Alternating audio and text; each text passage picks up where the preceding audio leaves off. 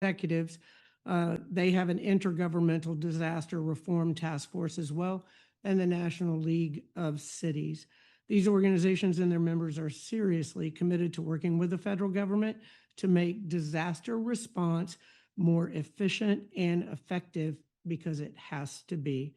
I appreciate the opportunity to provide input on one of the most important issues facing cities, counties, and states across our entire nation. Thank you. Sheriff. Thank you very much, Mayor. Thank you. I want to echo your sentiments as well in regards to everything that's happening across this country. We have a very big task before us as part of this council. I want to take the opportunity to kind of move us forward to brief everyone as to some of the things that we've been doing as a committee. You talked a little bit about what we've been doing at the level when it comes to mayor, the other mayors across our counties, our cities, and we've been taking this as well for first responders.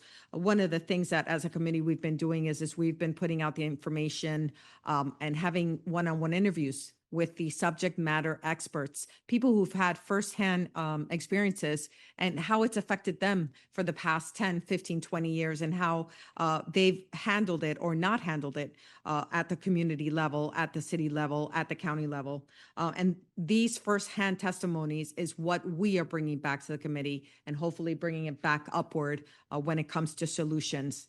Additionally, we are also putting out surveys. I will be sharing it through the FBI National Academy Network, through the major County Sheriff's Association Network, through the National Sheriff's Association, the Florida Sheriff's Association, and Major County Chiefs Association. These are all major organizations that allows us to tap into law enforcement, first responders, so that we can get the input that we need to be able to bring forth the best information to this committee and to this review council. I'm very proud and honored to be a part of this committee. I'm grateful and thankful to Secretary Noem and Secretary Hegseth and to the leadership of this review council. Thank you very much.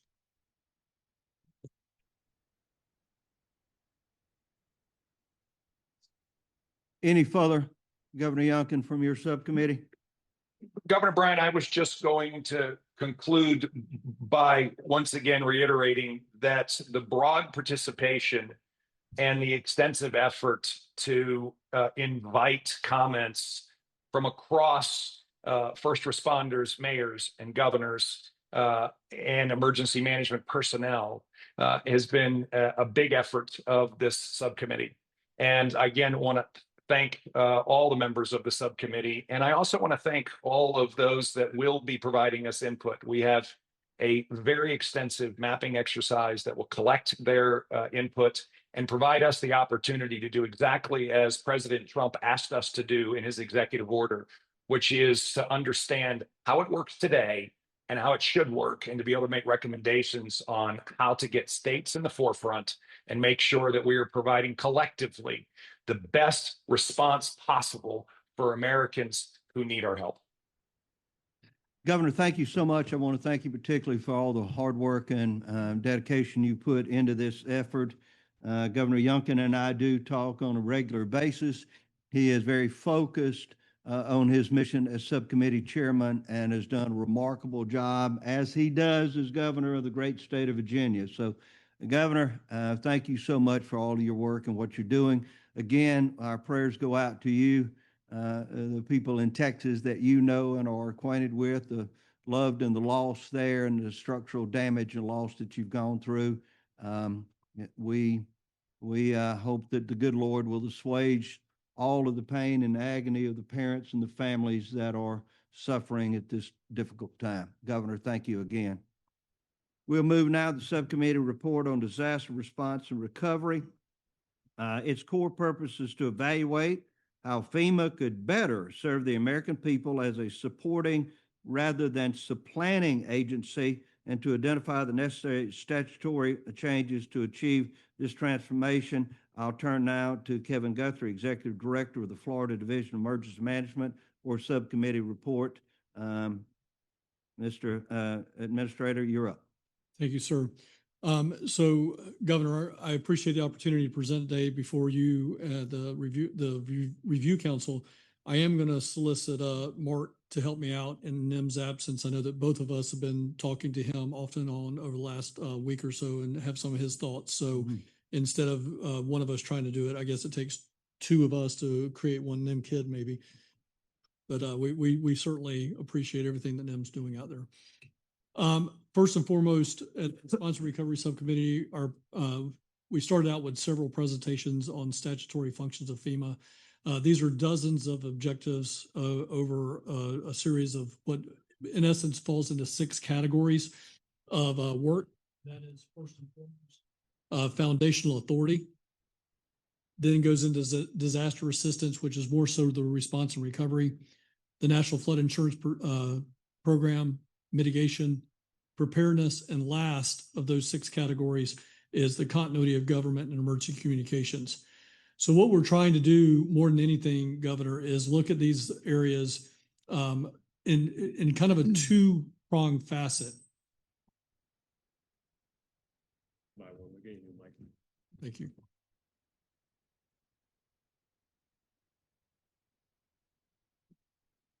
All right. So what we're trying to do is look at that in a 2-prong methodology.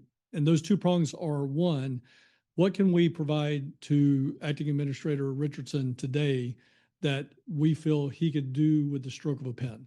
In other words, things that are very fast acting, they do not require a change to 44 CFR, 2 CFR, any type of federal regulation, are clearly within his roles and authorities as the acting administrator. And then secondly, in parallel to that, we're looking at things that are going to take some type of statutory change that would be obviously need to start with Congress and the Senate. The next thing that we have been doing and will continue to do is conduct listening sessions. You heard Governor Youngkin speak about that. You heard Sheriff Rosie and Mayor Jane talk about that as well. We all continue to do that, both informally and formally, in taking information and digesting that information. We've been giving that information to council staff so that they can run the analysis on that and get it into our presentations as we meet each week. Something that is starting to emerge, and I shouldn't say starting to, I think we as a practitioners group knew that this was always the case. EMAC, the Emergency Management Assistant Compact, continues to be our #1 go-to thing. I think what's starting to evolve from that, and we've heard this from numerous directors and governors. I'm sure the governors have heard this as well. You see evidence by Texas, you see evidence by New Mexico and other disasters that we've had around the country this year. Governors will send their staff. And I will tell you, as a governor's working directly for Governor Ron DeSantis, he never asks me the question, are we going to get reimbursed? He always does the right thing. He sends the people out the door. We'll figure out the reimbursement later. But at the end of the day, governors will be much more apt to send their individuals out the door if they know they are going to get reimbursed. And how can we improve that? And we think we have some ways that we will be recommending to the acting administrator, as well as potentially 44 CFR revisions to help get that done, so that governors know that when they do send help, they're not ultimately going to be given a bill and that come out of local taxpayer dollars versus coming from the federal government.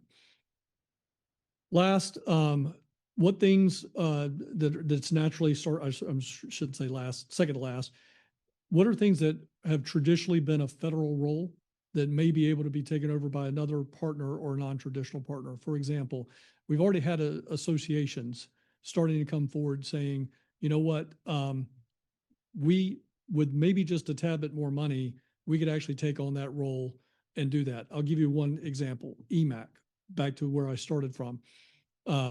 Is typically overseen in large part by the National Emergency Managers Association, and they continue to want to play an active role in that. So could they do more? I think the answer is they're ready, willing, and able to have that conversation. And perhaps it could relieve some personnel at the NOC or the RCCs and some other things that may be able to help us downsize traditional federal government and maybe put that back into a better more highly functioning space. And then the last thing is we continue to have a conversation, still flushing it out, and I believe this might be happening at the governor's council as well. But parametric insurance is what is the role for parametric insurance in disasters as we move forward? You know, those specific parameters. Could you have a parametric insurance policy? The simple answer is yes.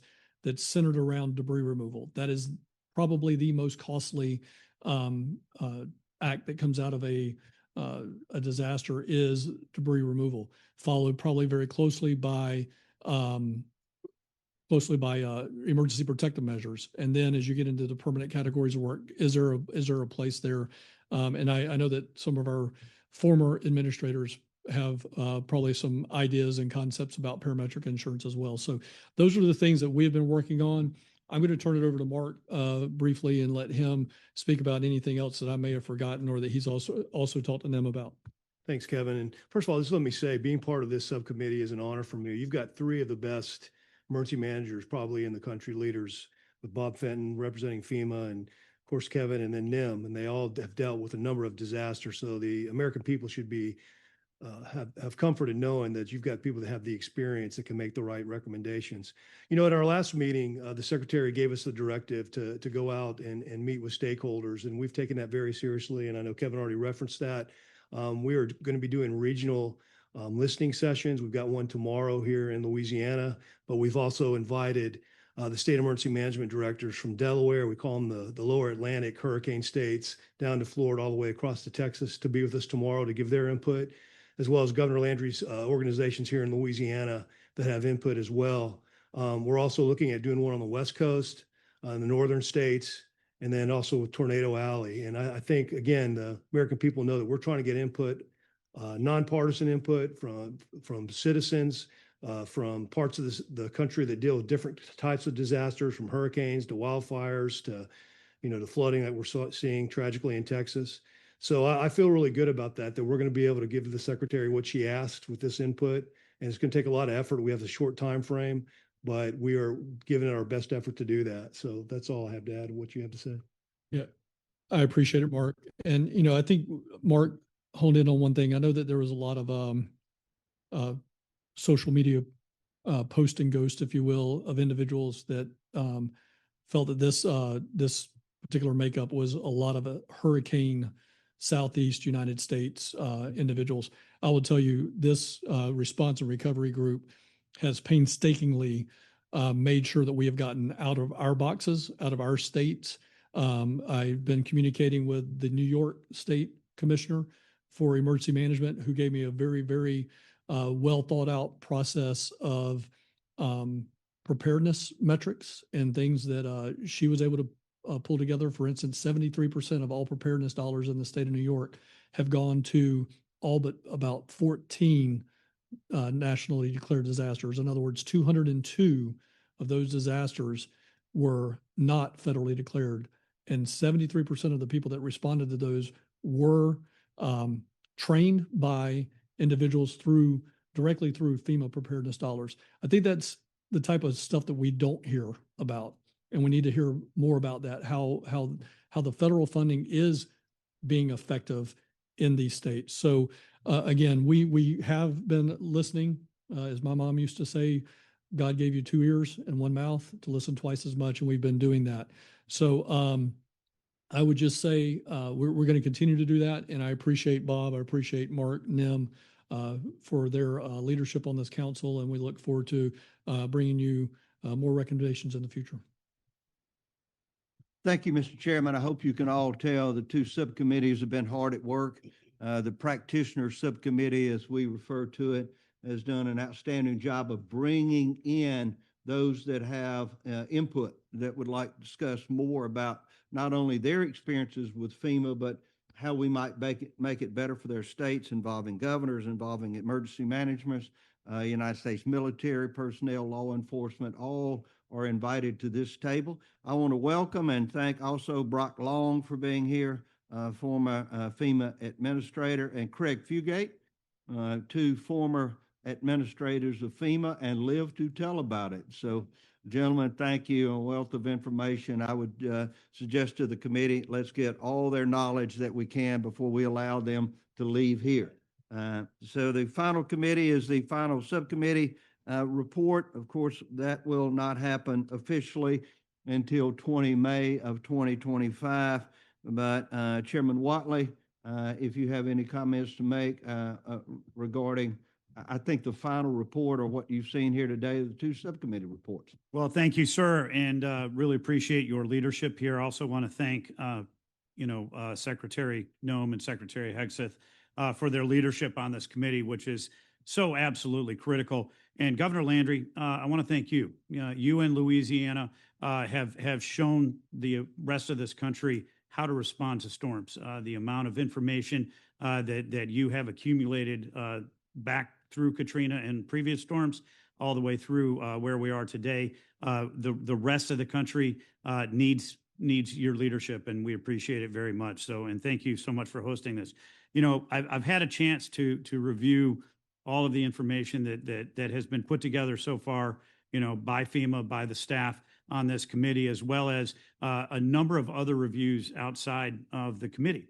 And generally, I think that there are some good ideas in all of this information, but there's a couple of thoughts that continue to kind of percolate. I think is the first is that a lot of the ideas that we see when we're talking about what FEMA does, we're talking about how FEMA does it, and the rest of a government response. Because again, the federal government response is not limited to FEMA.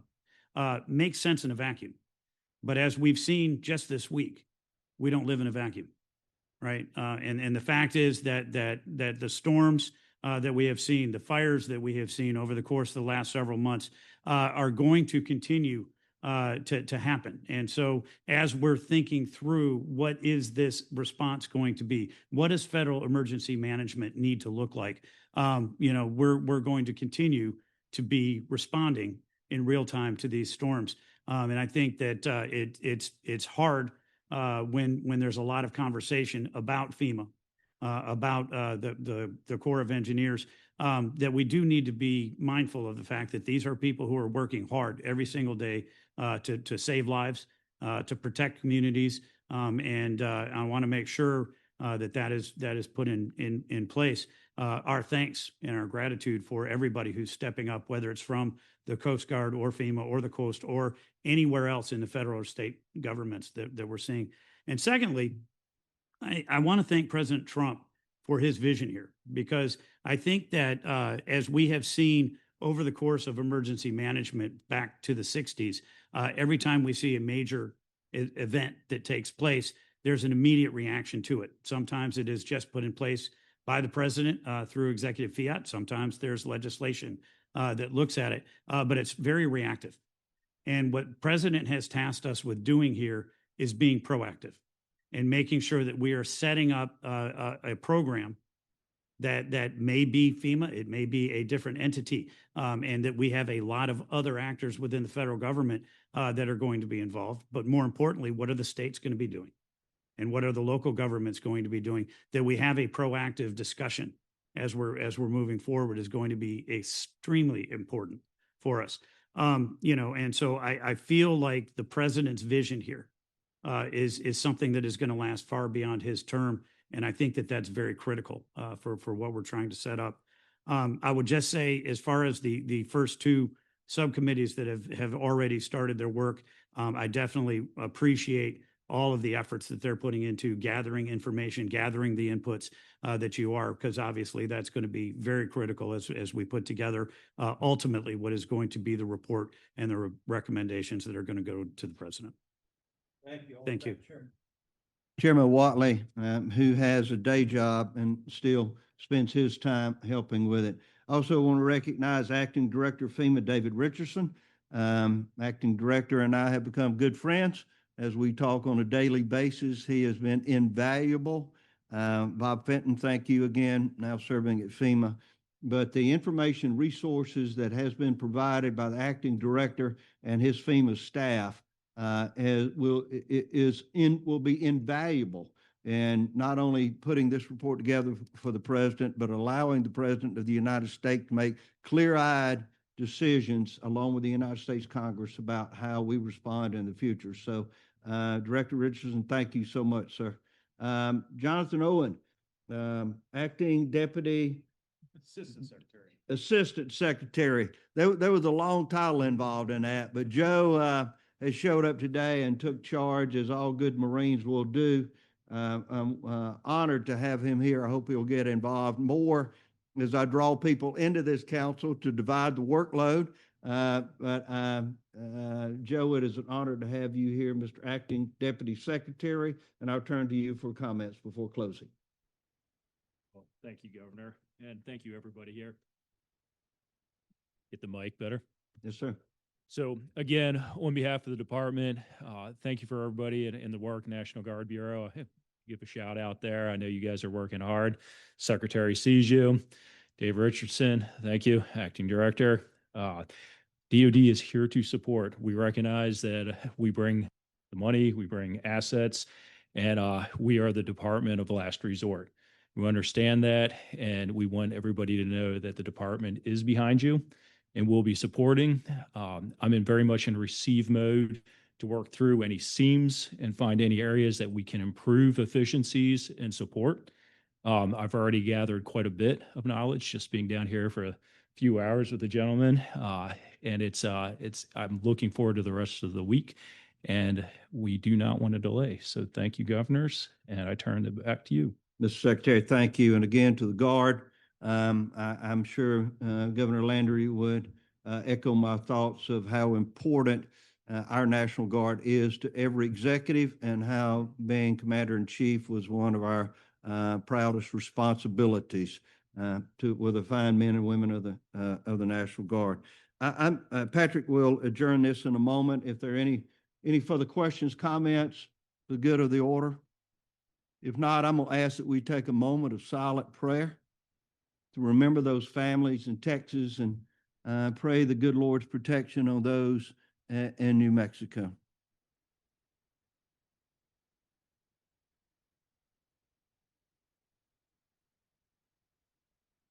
The fathers and the mothers and the children that were lost. Lord, we ask for your divine healing, to assuage the pain that they will carry with them for their days. Lord, knowing that you are there as a great sacrifice. Lead us now, Lord, that we might serve on this council in their memory. For it's in Jesus' name we ask these things. Amen. Patrick?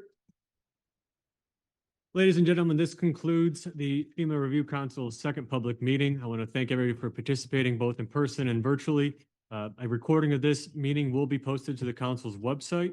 And as various members of the council have repeatedly reiterated, your feedback is both welcome and appreciated. If you wish to contact the FEMA Review Council, you can reach out to us at FEMA-ReviewCouncil@hq.dhs.gov. You can also go to our FEMA Review Council website. It is dhs.gov/FEMA-TAC-Review-TAC-Council. And without further ado, I'd like to thank Secretary Noem, Secretary Hegseth, and Governor Landry for hosting us this week, sir. Greatly appreciate your hospitality. And to our great CBP partners here at the Customs House who are hosting us for the week, thank you all for your support. The FEMA Review Council second public meeting is hereby closed. Thank you all for attending. Thank you.